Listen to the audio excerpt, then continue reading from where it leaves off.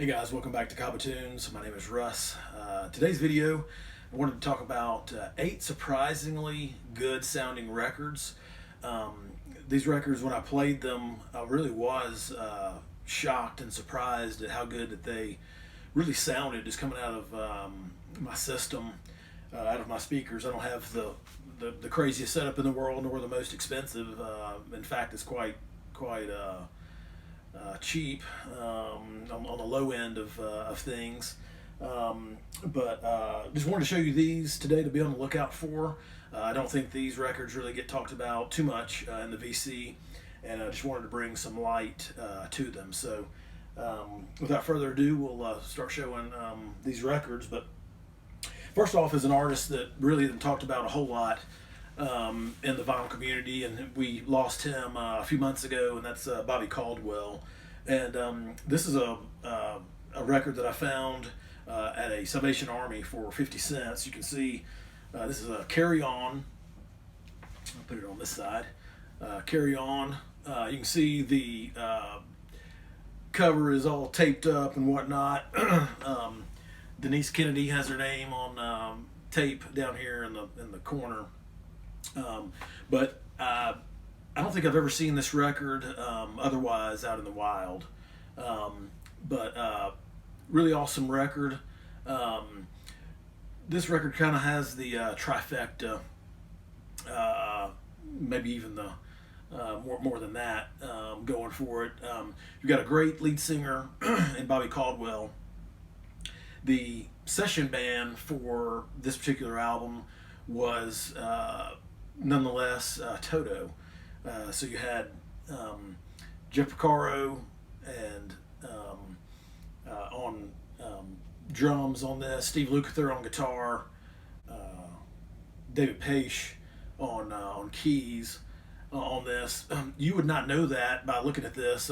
This did not come with an inner sleeve. In fact, it was the record was naked when I got it. I think the originals have just a plain inner sleeve on them, but on Discogs they do have the information on there. I do have a Japanese copy that has an inner sleeve that actually does have the info on it. But it's on the Polydor label, and to make kind of the trifecta of all people that mastered this was Bernie Grundman. So this is a great record. This is I think his best. He was most known for What I Won't Do for Love, that song, which is on a different album. But if you like, I would say if you like Donald Fagen, The Nightfly, give this one a shot. I think this stands up to The Nightfly really all day, which might be a bold statement, but this whole album, top to bottom, is great. I think Bobby Caldwell's voice is better than Donald Fagen's, and I love this record. It sounds great, but was really surprised when I put this on. But once I learned of the session band, and then of course Bernie Grundman mastering it, then I was like, okay, it makes more sense now that this thing sounds amazing. So give this a listen, check it out, and if you can find one in the wild, I think these things go for probably 10, 15 bucks, maybe less. I would say pick it up for sure, but start off with Bobby Caldwell, Carry On.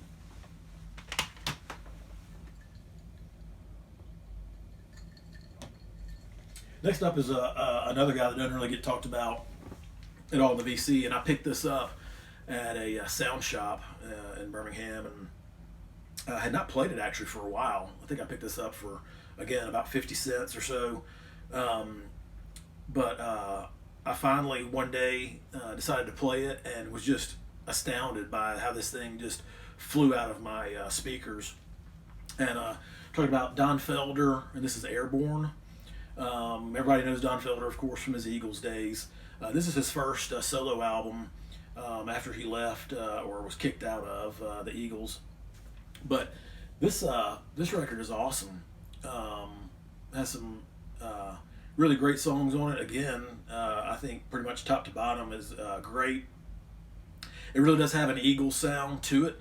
If you like The Long Run, even some of their older stuff, This definitely has the vibes of the Eagles, probably the album that the Eagles really never made. But this is kind of a rocker, and he's got Timothy B. Schmidt and some other guys on here that you would recognize. But this is a great record. I think this was recorded digitally by the Inner Sleeve. It does note that it was mixed on a 48 track at Roombo Recording. It was mastered at the Mastering Lab by I imagine Doug Sachs, and so even though I think this was probably recorded digitally, this thing sounds awesome. He's got let's see, he's got Nathan East on here on bass. He's got Jeff Lorber on the keys on a few songs. So some guys that are in the rock and the jazz world.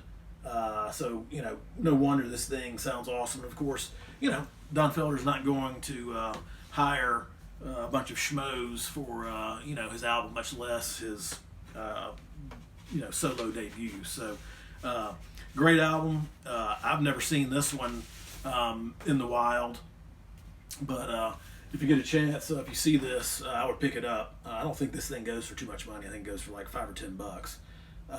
But sounds awesome. But give it a shot. Stream it if you need to and check it out. But some great songs, really is. So highly recommended. Don Felder, Airborne.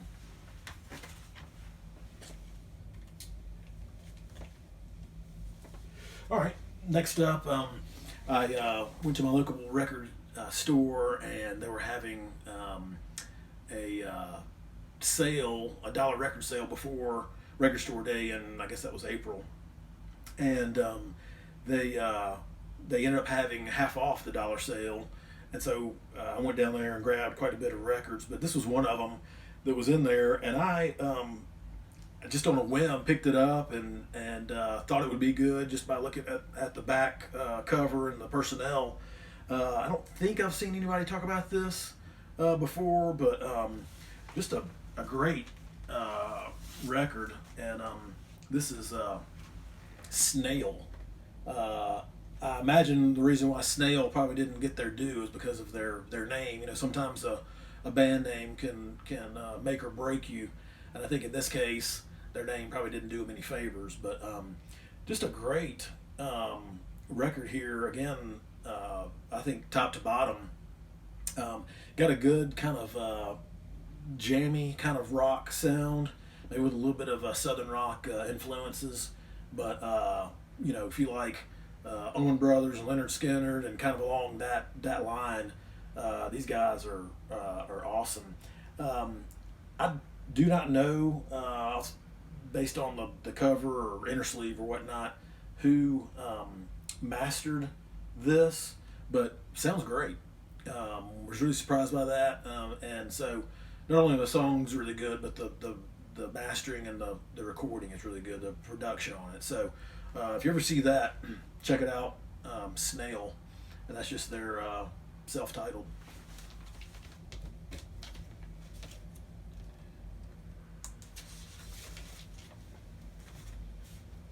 Next up, I got this in my old neighborhood, just from a lady who was selling some records, and this is a great record.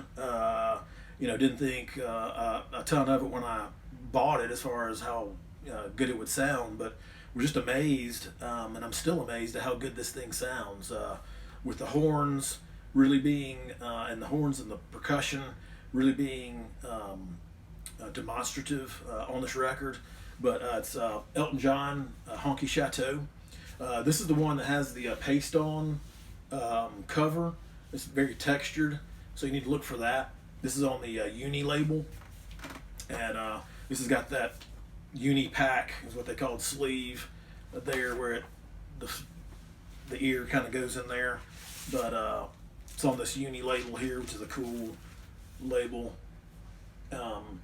But record's in okay shape. It plays fine. But man, this thing just sounds awesome.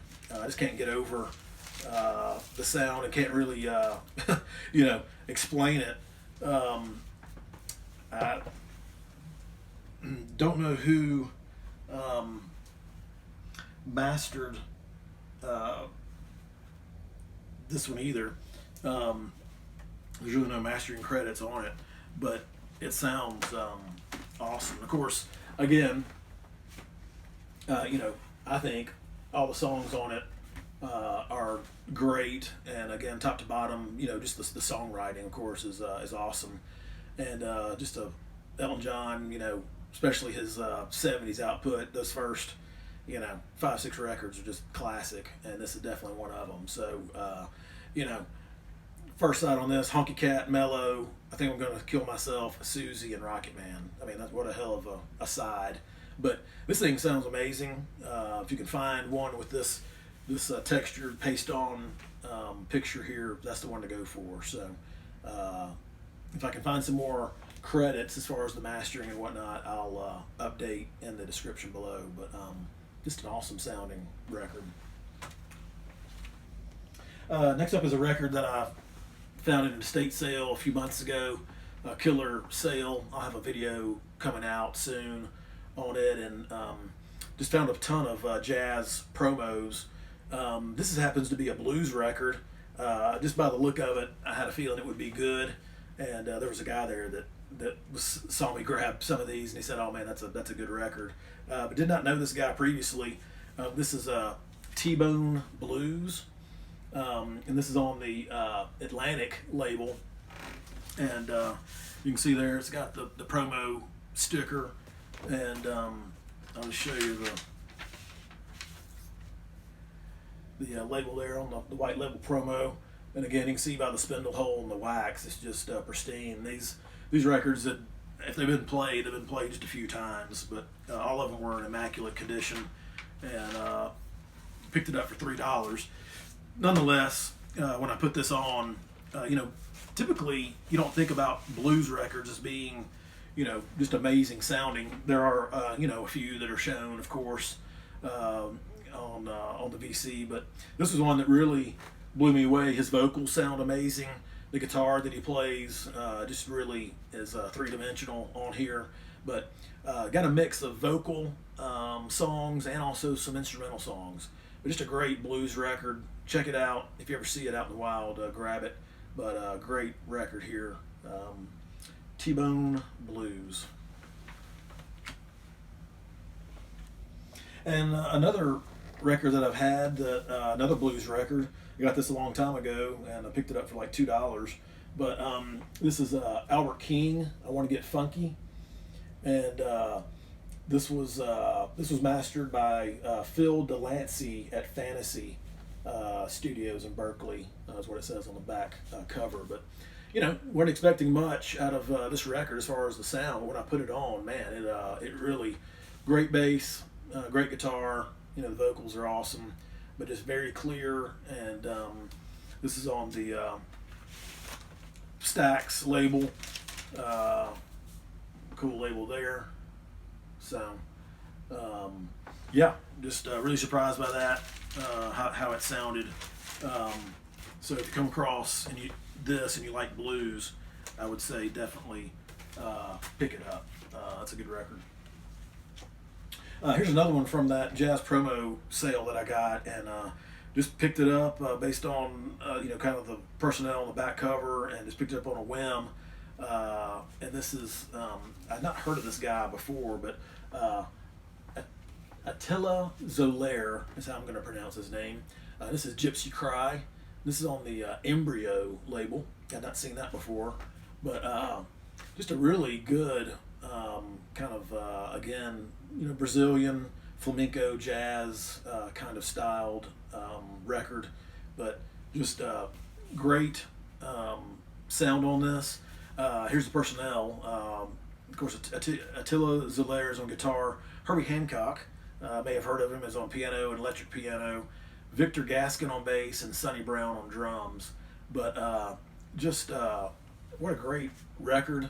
Got a really good sound to it, and it's a good one. So again, on that white label promo for Embryo there, but sounds great, and if you find this out in the wild, grab it. And then last but not least, this is one that I got at another record store, and they had it for a really low price. It's got written on the cover, but was really surprised at how good this sounded.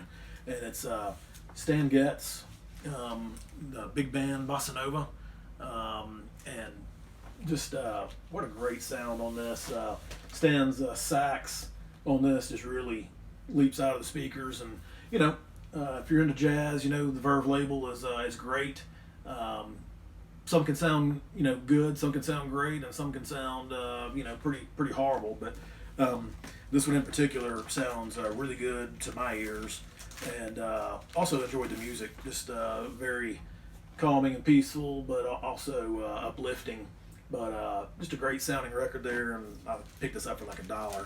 I think it goes for a little bit more than that out there. But if you ever see Stan Getz, big band, Bossa Nova, pick it up. So there you go. There's 8 records that really aren't shown all that much out there, but if you come across those, I would highly recommend you picking those up for not only the music, but the sound, and I think you'll want to thank me later for that. So hope all is well, and I'll see you on the next video.